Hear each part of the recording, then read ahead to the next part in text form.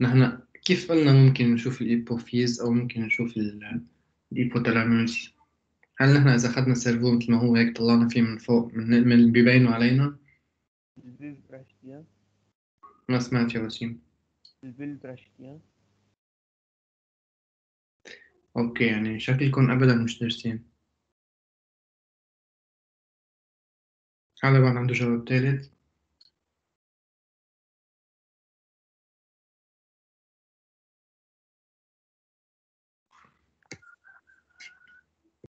الإيبوتالاميوس كان هرمون، هو اللي والتلاميوس هو الأورجان يلي بيقلنا إنه نحن جوعانين أو سؤالي شبعانين. كان إذا أخذت سيرفو مثل ما هو وطلعت عليه بيبين علي الإيبوتالاموس والتلاموس والإيبوفيز. إذا عملنا له كوب إيه، بس إذا لا. إذا عملنا له كوب 100%، يعني إيه هو منه مبين بلوب باريتال أو اوكسيبيتال أو بدنا نعمل له كوب. هو بكل بساطة بنص السيرفو، بالنص. وي. بدنا نقصه للسيرفو أو بدنا نزيح شوي اللوبات عن بعض لحتى يبين. أوكي. وي. البوزيسيون أناتوميك هيدي شو بالأول؟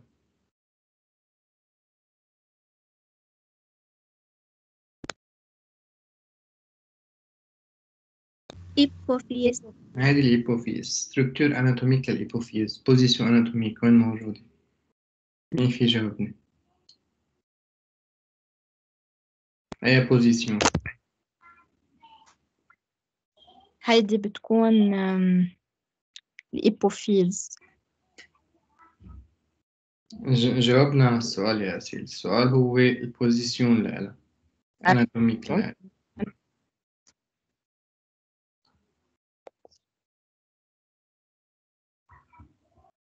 au-dessous de l'hypothalamus. dessous تحت. antérieur ولا posterieur؟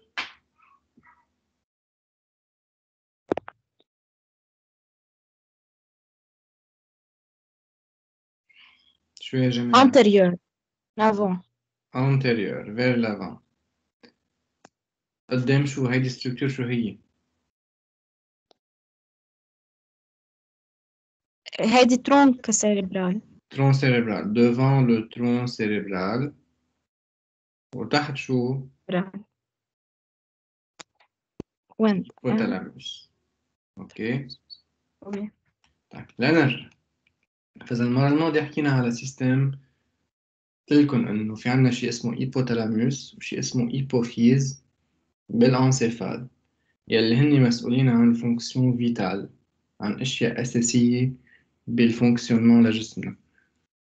شيء اسمه involontaire، mouvement involontaire، مثلا respiration، débit cardiaque etc. وحنشوف اليوم كيف بيتصرفوا هودي السيستم من خلال السكريسيون لهرمون يلي هن بيتحكموا تقريبا بكل جسمنا.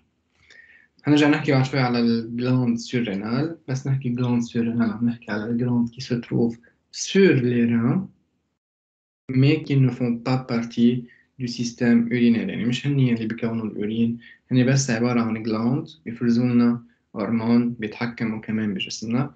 وطبعا بتعرفوا إنه في عنا جلاند تيرويد، بانكرياس، جوناد إكسترا. طيب بس نحكي على السيستم اندوكرينيان، حكينا قبل شوي على الموضوع إنه عم نحكي على سيستم ألف من شو؟ من جلاند. C'est l'un des principaux systèmes de communication de l'organisme. بس نحكي على الجلاند عم نحكي على سيستم qui sécrète des substances اللي هي الهرمون، وهالهرمون بتنتشر من خلال الدم على باقي الأورجانات بقلب جسمنا.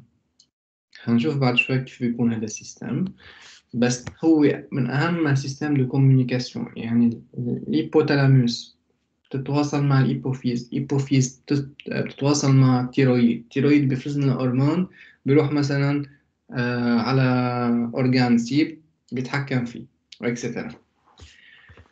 Donc, l'information transmise par une hormone. بحالة السيستم نيرفeux شو كانت l'information transmise par quoi? Par l'intermédiaire de quoi?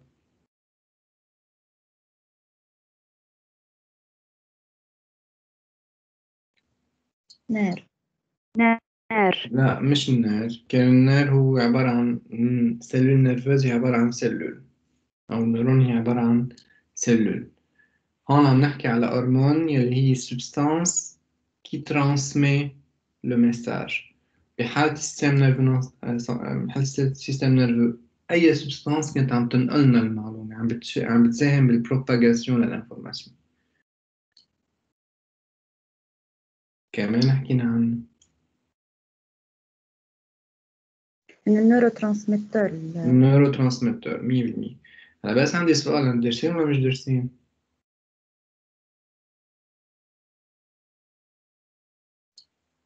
وي دارسين. طيب افترضوا كنت سألتكم هودي الأسئلة ببلش هلا التست وسألكم هذا السؤال وجاوبتوني نار،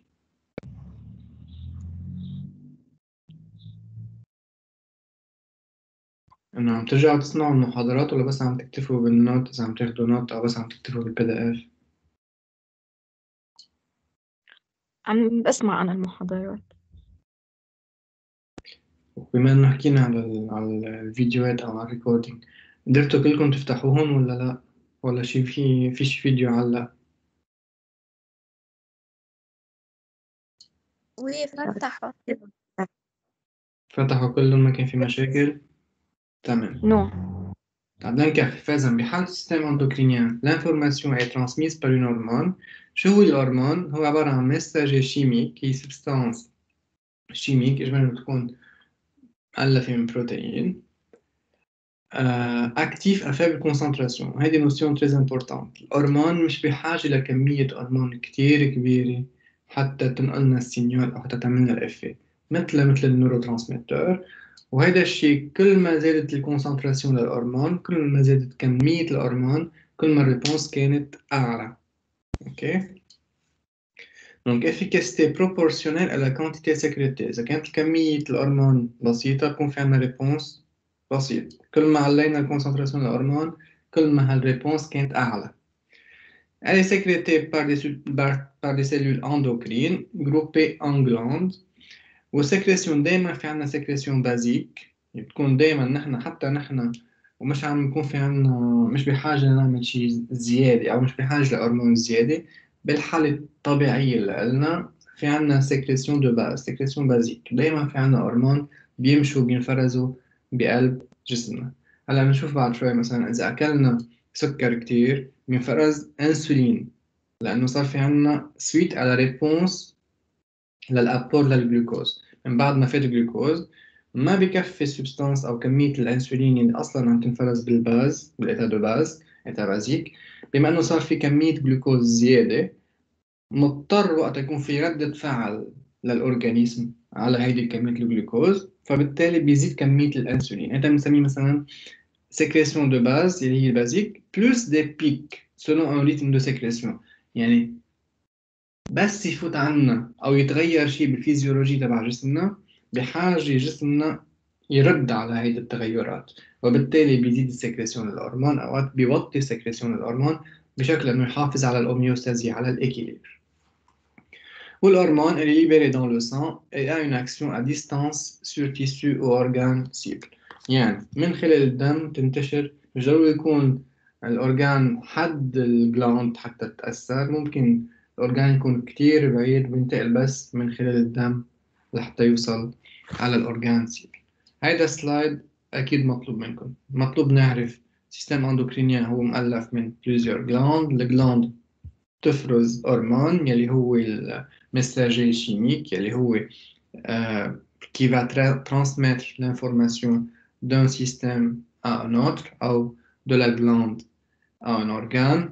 وأنه l'efficacité هي proportionnelle. كل ما زدنا كمية الهرمون كل ما زادت الريبونس. ودايما في عنا سكريسيون بازيك بس يكون في عنا شيء زيادة متغير فيزيولوجي أكلنا شيء زيادة صار في عنا ستريس اكسترا السكريسيون هرمونال بتزيد أو بتقل حسب الكونديسيون فيزيولوجيك.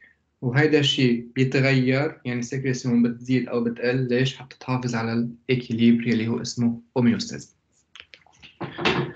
بس نحكي على السكريسيون دو باز عم نحكي على هيدا الشيء. بكون في عنا دايما سكريسيون بازيك مثل ما أعطيتكم إكزامبل قبل شوي. في حال مثلا نحن أكلنا كمية جلوكوز أكلنا أكل فيه كتير سكر إذا فات الجلوكوز كتير على جسمنا ممكن يضرنا، وبالتالي بحاجة نحن نتخلص أو نعمل ستوكاج لكمية الجلوكوز سو فورم جليكوجين.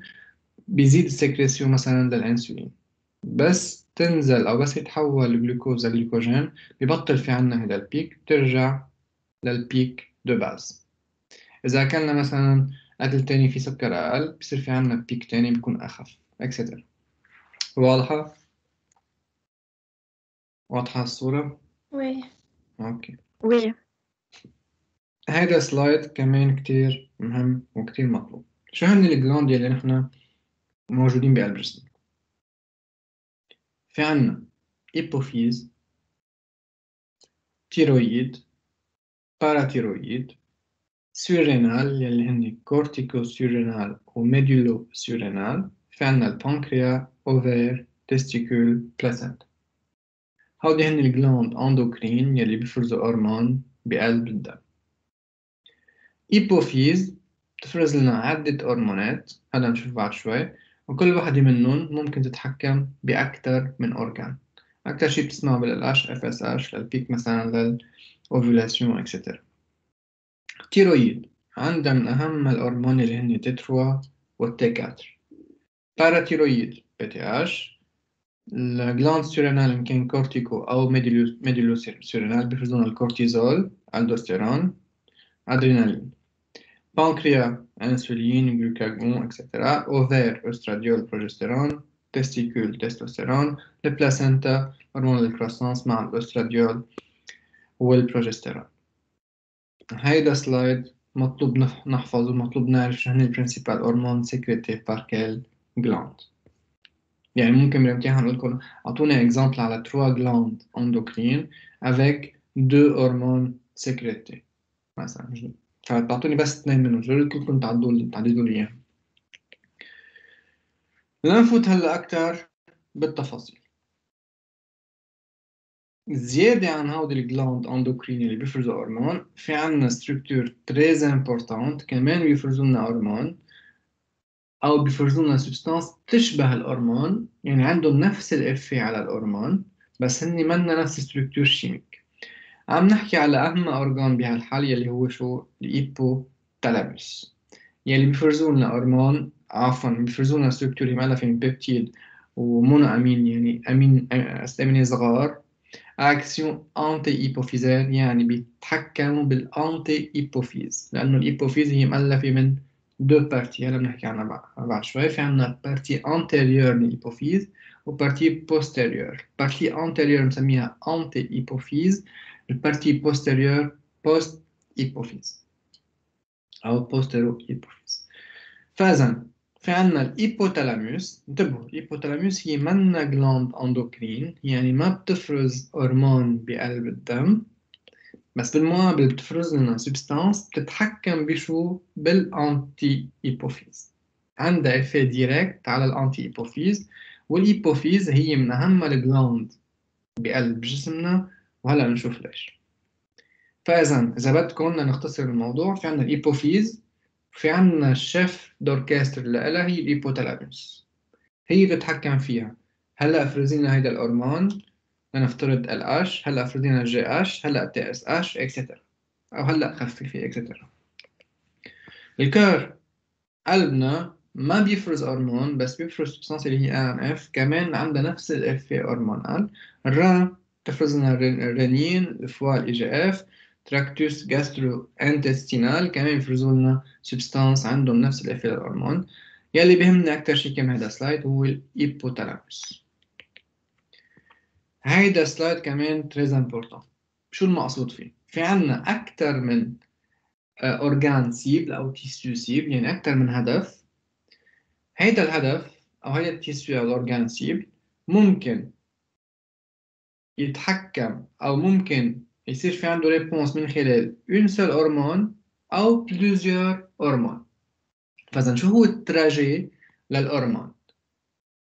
اذا فرزنا مثلا اون سول هرمون ممكن تروح على ان سول تيسيو سيبل، وممكن تعمل لنا بس une seule action spécifique. فإذا في عنا تراجي une hormone تنفرز، un tissu, une action. مش ممكن مثلا هالهرمون تروح تعلق على أورجان تاني أو على تيسيو تاني. خلص أورجان تيسيو معين سبيسيفيك، أكسيون سبيسيفيك، كأنه عم نحكي هون على أنزيم. بتعرف في الأنزيم؟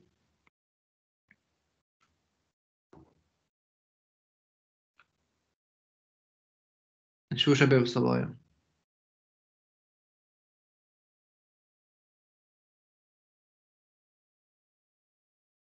بعدكم معي؟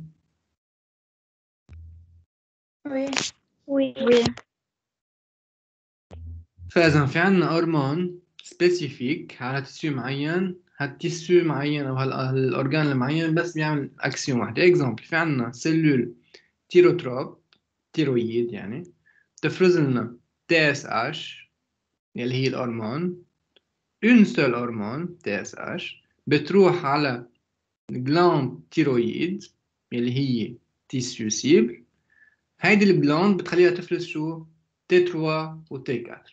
مش ممكن ال TSH تخلي هالجلاند تيرويد تفرز لنا أكثر من هودي الهرمون أو شيء تاني، أو مثلا توقف شغلها. بس ينفرز TSH معناته الجلاند تيرويد فرزت لنا T3 T4 حكما.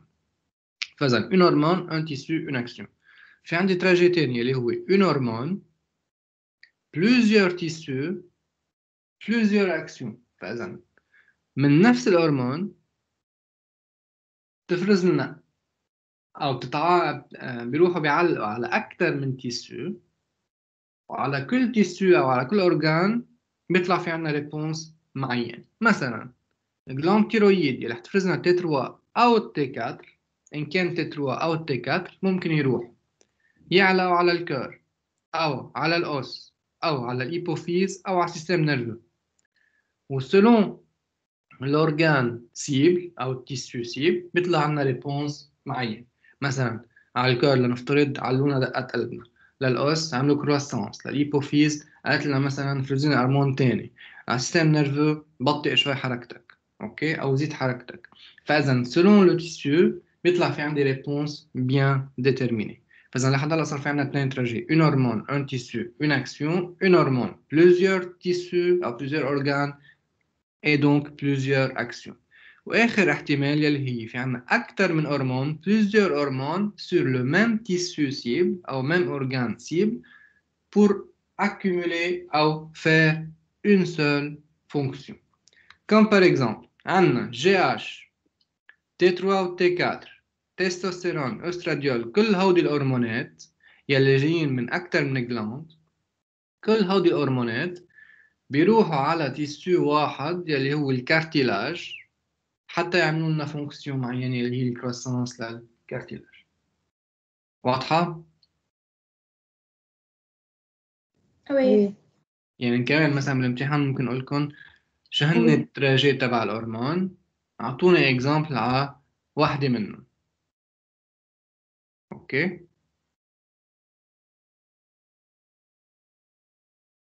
في شي مشاكل لهلا؟ اوكي. نو طيب لنكفي. شو هن الجراند فونكسيون هرمونال؟ اوكي صرنا عم نحكي اكثر من مره على اورجان، على هرمون بيشتغل على اورجان واحد او اكثر من اورجان اكسترا. شو هن الجراند فونكسيون هرمونال؟ يعني بشكل اساسي وبشكل عام الهرمون شو شغلتها؟ elle maintient les grandes constantes، مثل ما حكينا المره الماضيه، بيحافظوا لنا على الاكيليبر. فوليمي، مين بيعرف شو يعني فوليمي؟ فوليوم دو سان. فوليوم دو سان. مش انتوا بتعرفوا اذا خسرنا كتير دم ممكن نموت، ومش لازم يزيد كمية الدم كتير بجسمنا، كمان بيعملنا مشاكل. الفوليمي هي فوليوم دو سان، بيحافظ لنا مثلا الهرمون من خلال السكريسيون هرمونال. مش عم نحكي بس على هرمون وحده، على أكثر من هرمون بيحافظوا لنا على الفوليوم للسان اللي هو ستابل،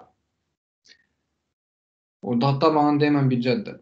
بريسيون ارتريال، ضغط، دايما في عنا سكريسيون بازال أو بازيك من الهرمون بشكل متحافظ على ضغط دمنا بشكل معتدل. طبعا عم نحكي بلا كونديسيون ستريس أو خوف اكسترا. إكيليبر هيدرو إلكتروليتيك. دايما نحن بقلب الدم اللي قلنا في عنا شيء اسمه إلكتروليت، اللي هن عبارة عن إيون بيعملوا سينيال إلكتريك. فإذا كمان بيحافظنا على هالبالانس أو على الإكيليبر تبع جسمنا، تبع الإكيليبر هيدرو إلكتروليتيك.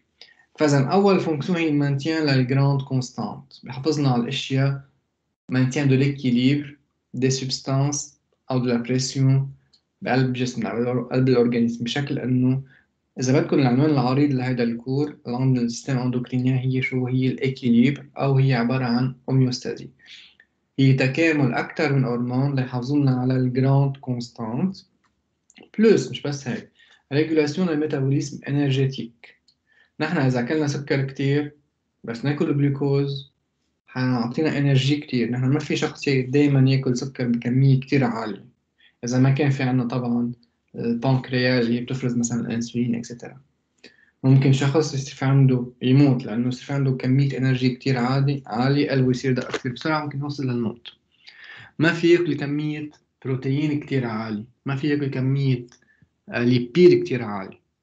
فإذا فونكسيون الهرمون هي ريجولاسيون للميتابوليزم انرجيتيك، بده يحافظ انه دائما نحن المفروض ناكل كمية بروتين ليبيد جلوسيد بطريقة معتدلة.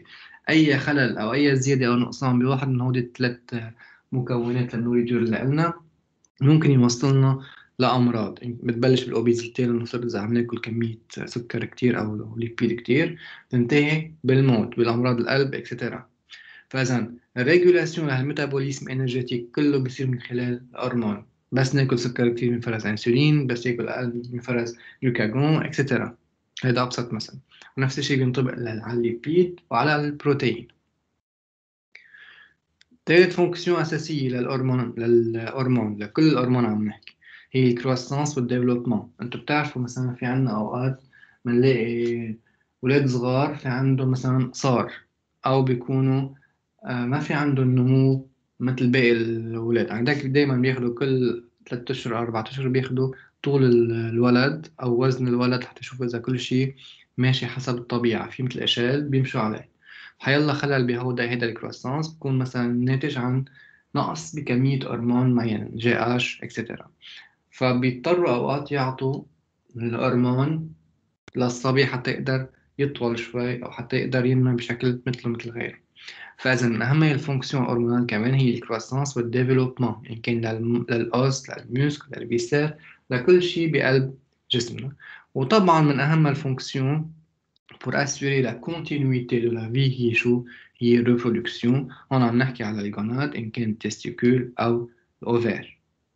بتعرفوا في حال مثلا إذا ما كان في عنا جوناد فونكسيونيل بالتالي ما حيكون في عنا fécondation. باج سويت ما هيكون في عنا شو؟ ما هيكون في عنا نوفو ديساندون، وبالتالي الحياة بتوقف. وإذا بتتذكروا من أول شابتر كنا عم نحكي حتكون في عنا كنا عم نحكي على الفي. شو هي الفي أو شو هي الأساس للسيل فيفونت؟ إنه تقدر زيادة عن الفونكسيون ميتابوليك اللي لها تقدر تنقسم، تقدر تتكاثر. فنتخيل إنه نحن في عنا وفي عنا فان بس مش قادرين يعملوا برودكسيون، حيكبروا بالعمر حيموتوا حتخلص حياتهم. فإذا بس نحكي على هرمون عم نحكي على des fonctions physiologiques très importantes، وأي خلل فيهم بيودينا لخلل بالهوميوستازي ممكن يوصلنا للموت أو لعدم استمرارية الحياة. وطبعا هيدا سلايد طبعا مطلوب منكم. في شي مشاكل لهلا؟ نو. في شي أسئلة؟ دكتور كنت عم تقول انه بنعطي هرمون للشاب ليطول، البنت ما فيها؟ بلا مش ما قلتش للشاب، قلت للولد، الاثنين. مش عم طب، بس مش عم بحكي على الصبي أو الشاب اللي عمره 14 15 سنة. بيكون تروتار إجمالا ببلشوا هن صغار، بيكون بعدهم عم بيطوروا النمو. يعني ما فيك تعطي لشخص عمره 30 سنة هرمون بعد طول شوي، لا، إنه خلص عظمه تكون، بطل فيه يعني كل الكارتيلاج صار قص، فبطل ينمى أكتر من هيك. بس بنعطى إجمالا قبل الأدوليسانس أو بوقت الأدوليسانس إذا لاحظوا إنه في مشكلة بطوله أو بنمو. اوكي. طيب لنكفي. هنحكي هلا على سيستم ايبوتالامو hypophysaire. كي كنا قبل شوي إنه في عندنا مثل الإيبوثالاموس يلي هي كوردون الإيبوفيز. الإيبوفيز بترجع تفرز لنا هرمون على باقي الأورجانات. طيب فجايكم هذه الصورة قبل شوي. في عندنا الإيبوثالاموس وفي عندكم الإيبوثالاموس وفي عندكم الإيبوفيز. الإيبوفيز إذا بنقسمها تنقسم ل أنتي إيبوفيز و بوست إيبوفيز. أنتي إيبوفيز يعني الإيبوفيز أنتيريور، يعني ما بعرف إذا مبينة عندكم واضحة ولا لأ. كأنه في عندنا هون 2 بول صغار. هيدي البول يلي هون هي الأنتي إيبوفيز وهيدي البوست إيبوفيز. البوست إيبوفيز يعني الجاي لورا، الأنتي إيبوفيز vers la position antérieure لقدام. بس هيدا اللي المفروض نعرفه من هذا السلايد مش أكتر. إنه في عنا إيبوثالاموس، تحت منها في عنا الإيبوفيز. إيبوفيز مؤلفة من أنتي إيبوفيز بوست إيبوفيز. واضح؟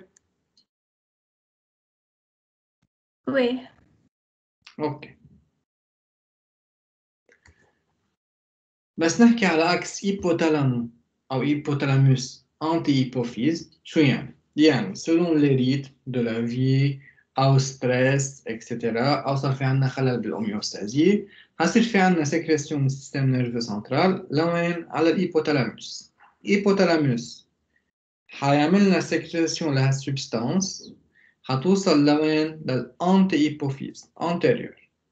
من الأنتي إيبوفيز هي حتفرز لنا، بما إنه هي جلاند، حتفرز لنا هرمون يلي حيروحوا على الأورجان أو الجلاند أو التيسيو سيل، هيطلع في عنا ريبونس.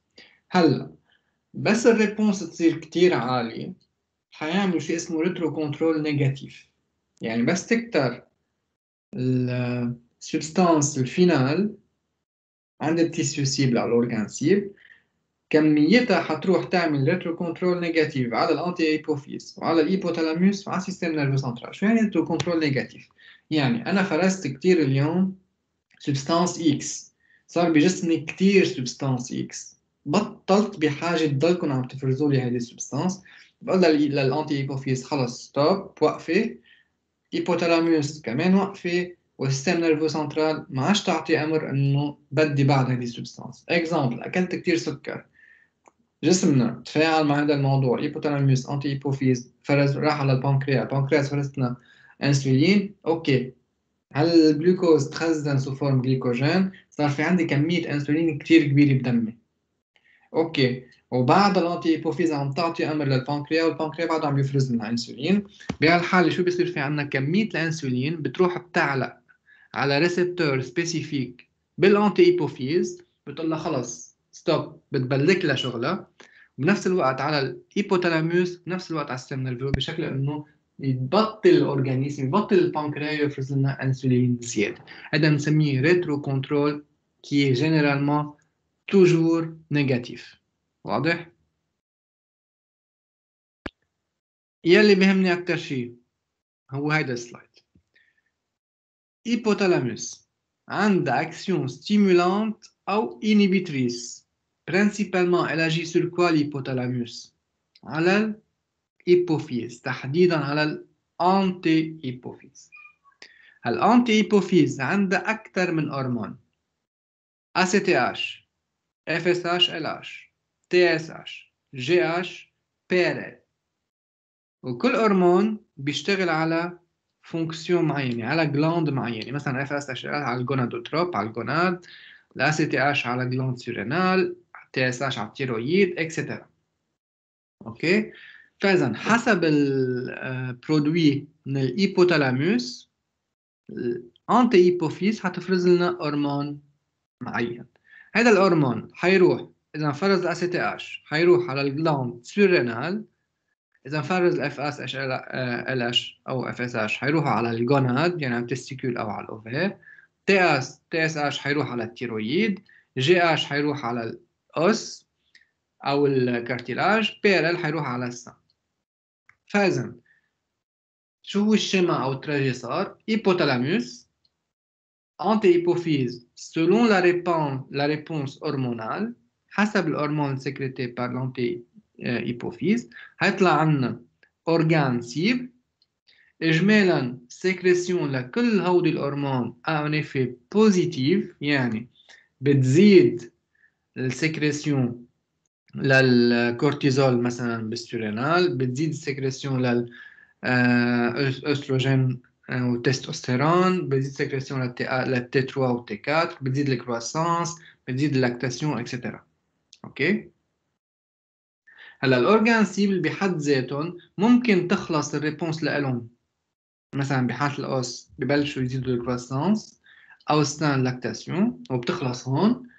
بس اذا كان في عندنا الريسبتور او الاورجان سيبل هني عباره عن جلاند، هودي الجلاند حيرجعوا يفرزوا لنا دي نوفو هرمون يلي راح يروحوا على اورجانيات تاني او تيسيو تاني يكون في عندهم ريبونس تاني. واضح؟ وي. او في شي مشاكل او اسئله؟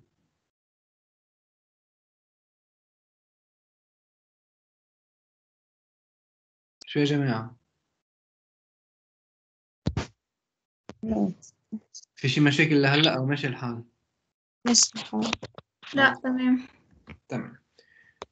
نحكي باختصار على البوست ايبوفيز. البوست ايبوفيز يلي هي